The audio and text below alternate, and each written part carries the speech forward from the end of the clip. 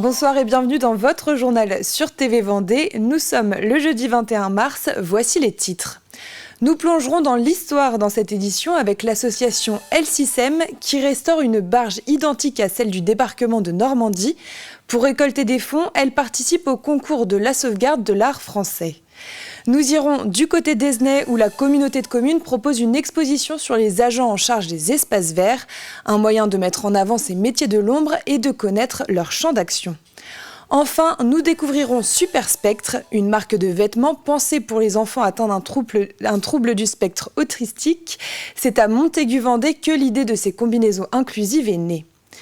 Mais avant de développer ces titres, nous l'avons appris tout à l'heure par un communiqué du député Pierre Henriet, le maire de la commune nouvelle Rive-du-Fougeray, Claude Clergeau, est décédé hier à l'âge de 76 ans. Il a commencé sa carrière politique en 1977 et il a été maire de Thouarcey-Bouilleudroux de 2014 à 2023 avant de prendre la tête de la commune nouvelle le 1er janvier dernier, un engagement de 47 ans au service des Vendéens. En juin 1944, plusieurs milliers de barges débarquaient sur les 5 plages normandes avec à leur bord plus de 150 000 soldats alliés. Un événement qui va marquer un tournant dans la Seconde Guerre mondiale. Eh bien, à Noirmoutier, une barge du même modèle que celle de l'époque navigue toujours. Elle sort d'un chantier pour déterminer l'ampleur des travaux pour sa restauration. L'association El-Sissem qui l'a récupérée souhaite en faire un objet de mémoire. Et pour cela, elle participe au concours de la sauvegarde de l'art français. Reportage de Diane Delangle. Le bruit assourdissant du moteur et les yeux rivés vers la rampe. Ainsi furent transportés les soldats alliés avant le débarquement sur les plages de Normandie le 6 juin 1944. Cette barge n'y a pas participé, mais elle permet de s'en imprégner. Cette barge a été construite en France en 1951 sur plan américain, c'est-à-dire c'est exactement la copie conforme d'une barge américaine, celle qui ont fait le débarquement de Normandie. La seule différence que la Marine nationale a demandé, c'est la modification de la timonerie pour la rendre un peu plus confortable que celle des origines américaines. Parce que les origines américaines, c'est une petite caisse en tôle blindée, il n'y avait pas de toit. C'était des navires qui étaient faits pour faire 4 km pour emmener des soldats sur une plage et c'était terminé. 70 soldats avec leur équipement y prenaient place. Cette barge, elle, a servi pendant 35 années à faire du transport maritime entre l'île-Dieu et le continent. À la fin de son activité l'an passé, le propriétaire l'a cédée à l'association spécialement constituée pour garder la mémoire de ces navires. Innovants, ils ont changé l'histoire. C'est une coque dite en arc, donc c'est vraiment un bateau à fond plat, mais qui a une forme un peu de banane, vous voyez, une banane mais avec très peu d'angles, ce qui permet d'avoir toujours les hélices dans l'eau et l'avant du bateau se pose sur une plage et cette porte effectivement s'ouvre et se descend, se pose sur la plage, donc sert autant de fermeture de l'avant de la coque que d'une rampe pour que les engins, ou les hommes même, puissent descendre sur la plage. Ça, c'est une invention d'un ingénieur américain qui s'appelait Andrew Higgins. Ça a permis d'organiser le débarquement de Normandie comme il a été. Il y a Eisenhower qui a dit à la fin de la guerre, si M. Higgins n'avait pas mis au point ces bateaux-là, la guerre aurait eu une autre forme. Cette barge est la dernière d'Europe encore en état de naviguer. Mais pour la restaurer dans une version Seconde Guerre, un lourd chantier doit être engagé. Pour cela, l'association a besoin de vous. Elle a été sélectionnée au concours de la sauvegarde de l'art français. C'est un vote en ligne, très simple, ça met 4 secondes, il n'y a pas de pub, de demande de ci et de ça. Si on arrive en tête, on gagne une somme de 8 000 € qui s'ajoutera donc au fonds qu'on est en train de regrouper pour sauvegarder le navire. 3 projets sont en lice pour la région. Vous avez jusqu'à jeudi 23h59 pour voter et voir peut-être un jour la barge accostée sur une plage du débarquement au cours d'une commémoration. Et le projet de la barge serait actuellement bien placé, mais vous pouvez continuer de les soutenir en votant jusqu'à ce soir 23h59. L'Office de tourisme Vie et Boulogne met les agents des espaces verts en lumière. Une exposition leur est consacrée jusqu'au 4 mai prochain. 45 portraits d'agents des 15 villes de la communauté de communes sont à découvrir. Des métiers de l'ombre qui œuvrent chaque jour pour offrir un meilleur cadre de vie aux habitants. L'exposition souligne leur travail au quotidien et permet également de mettre en avant la nature. Dans cette exposition, on va découvrir le travail, tout le panel des missions qu'effectuent ces agents. Et puis on va également découvrir leurs portraits, donc leurs portraits photographiques, mais aussi un question-réponse un peu original en leur demandant un petit peu ce qu'ils préfèrent dans leur travail et puis aussi leurs difficultés. Et également quelles sont leurs plantes préférées et leurs petits conseils jardinage.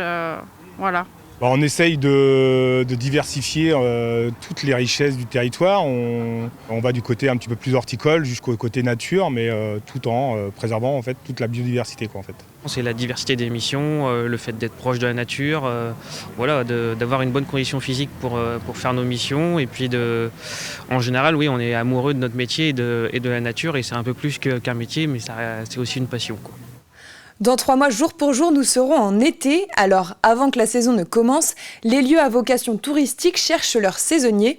Lundi, au Sables d'Olonne, un job dating était organisé par France Travail, le nouveau nom de Pôle emploi. 70 candidats étaient présents face à 10 recruteurs qui ont eux aussi été préparés en amont. Car ici, c'est une nouveauté, les candidats ont également le pouvoir. Les recruteurs sont préparés. On les a préparés à ce qu'ils reçoivent des candidats qui ne soient pas forcément adaptés au profil qu'ils recherchent. Donc ça, on a travaillé avec eux. Et en plus, on les a préparés à l'exercice du job dating, puisqu'aujourd'hui, ils doivent faire un premier entretien de courte durée, de moins de 10 minutes, où ils doivent s'afficher. Ils doivent être sur une marque employeur hyper positive pour attirer. Et donc, on les prépare à ça en amont, sur les semaines qui ont précédé. On les a encadrés avec les conseillers pour qui travaillent sur leur marque employeur et sur cette capacité à faire un entretien de très courte durée. En France, environ 700 000 personnes sont atteintes d'un trouble du spectre autistique et celui-ci peut s'exprimer de différentes manières.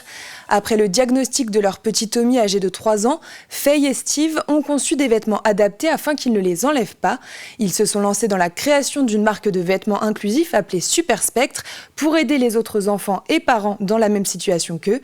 Alix Lanos est allée les rencontrer lors de la réception des prototypes de ces combinaisons inclusives. Elle est vraiment super. J'aime bien la matière parce que là, on est sûr qu'en fait, il ne va pas pouvoir étirer l'encolure. Ces petites combinaisons ne sont pour l'instant que des prototypes, mais qui pourraient bien changer la vie des enfants souffrant de troubles du spectre autistique.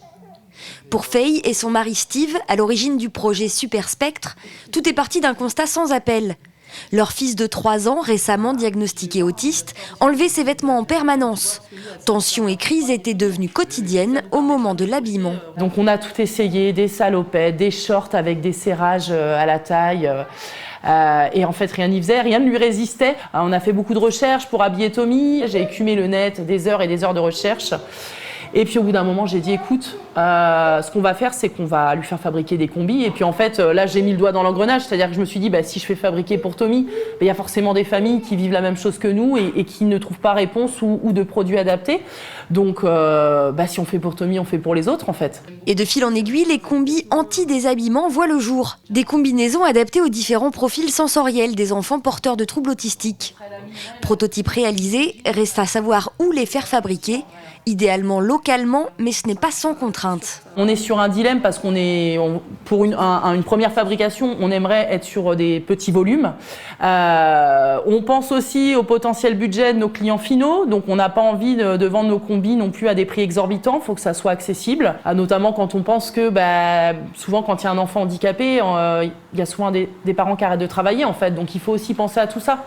Penser à tout ça et informer sur le handicap en général et l'autisme en particulier, Faye en a fait un combat. Super Spectre, c'est aussi la communauté Instagram que j'ai lancée pour pouvoir échanger, qu'elle m'apprenne des choses et puis moi aussi partager des petites choses du quotidien avec Tommy. Et puis sensibiliser aussi à notre échelle, en fait, vulgariser un petit peu, rendre accessible l'information. Donner de la visibilité, célébrer la différence et proposer des vêtements confortables, c'est tout ça à la fois le projet Super Spectre.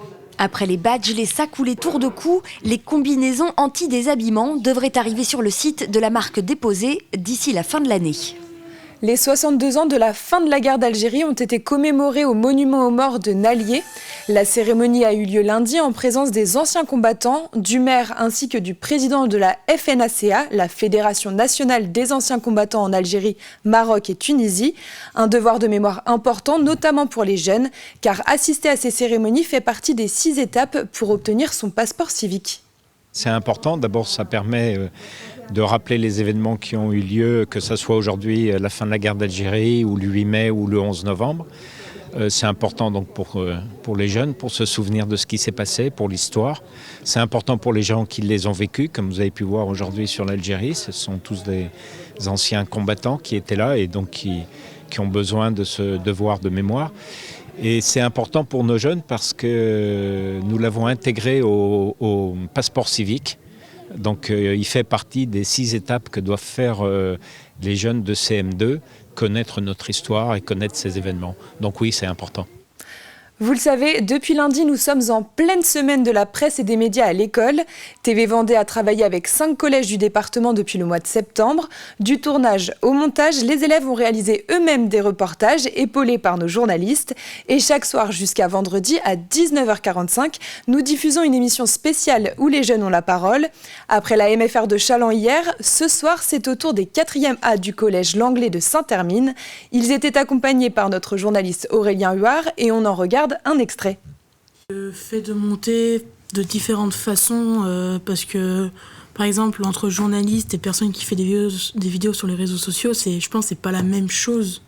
Et du coup voir comment monte un journaliste, c'est nouveau pour nous, donc on apprend plein de trucs aussi.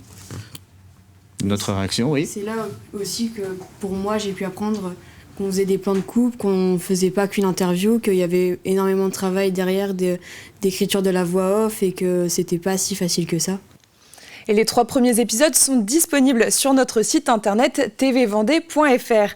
C'est la fin de cette édition, merci de l'avoir suivi. Votre prochain rendez-vous avec l'actualité vendéenne, ce sera dès demain 7h dans la matinale. Passez une excellente soirée.